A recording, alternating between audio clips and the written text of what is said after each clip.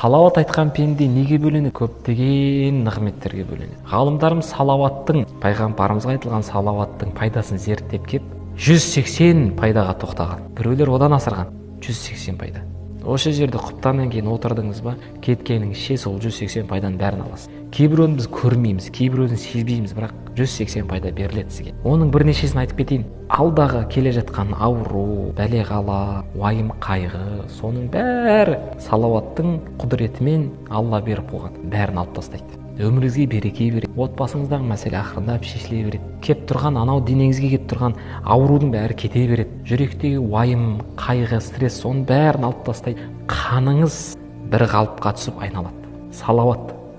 Емделмейтін, емі жоқ аурулар салауатпен емделіп кетеді. Сол 180 пайданың біреуін айтайын. Періштелерін сұрайды екен. Мына отырған жамағат, мына қолдарым не істеді бұлар деп. Сонда періштелер айтады екен. Бұлар отырысты салауатпен бастап, аяқтаған кезде салауатпен аяқтады дейді. Басы зікір, аяғы зікір. Алла тағала сонда періштелерін айтады екен. Менің құлдарымның күнәләрін бәрін кешіріңдер.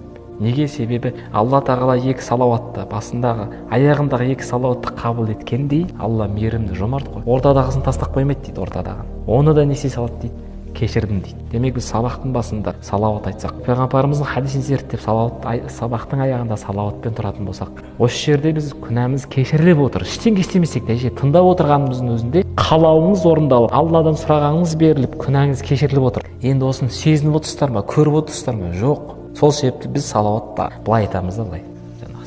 Еске түскенде айтып қоямыз. Бірақ шын мәнінде осы жерде қазір сіздер мен біздердің ортамызда кім отыр? Періштелер отыр, нұрдан жаратылған. Неге оны көрмейміз, неге сезбейміз? Себебі біз алыстап кеткенбіз, Құраннан алыстап кеткенбіз, сүннеттен алыстап кеткенбіз. Көзімізге дақ толып кеткен. Перделердің бәрі жабық. Ол болатын зат, кейбір оны қиял қылып қабыл, бұл ертегі деп қабылдайды, субханалла. Олай емес, құрметті жамағат. Бұл хақ. Имам Сюти деген ғалымды естідіңіздер ме? Шафиғи мазхабындағы 61 жасында қайтыс болған, өмірден өткен.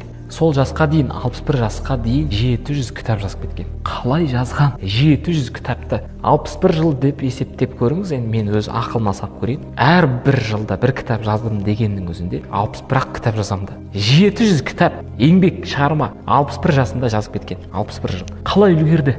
Күніне 50 мың салауат айтады екен. 50 мың салауат айтады. Қалай? Мына пақыр мен миыңмен, ақылмен есептеп көрсем, сыймайды менің басыма. Себебі мен материалдық әлемдемін. Ана рухани әлем өтпегем әлі. Ол жақты дәмін татпағам да. Ол жақтың кілті салауат. 50 мың салауаттың берекесін есеп қойды. Ол кісіге іліміне, уақытына, бәріне береке берді. Не істеді? 61 жылда 700 кітап жазып кетті. 50 мың салауат. Сіз айтатын шығарсыз, 50 мың салауатты мен бір жыл айтамын ғой деп.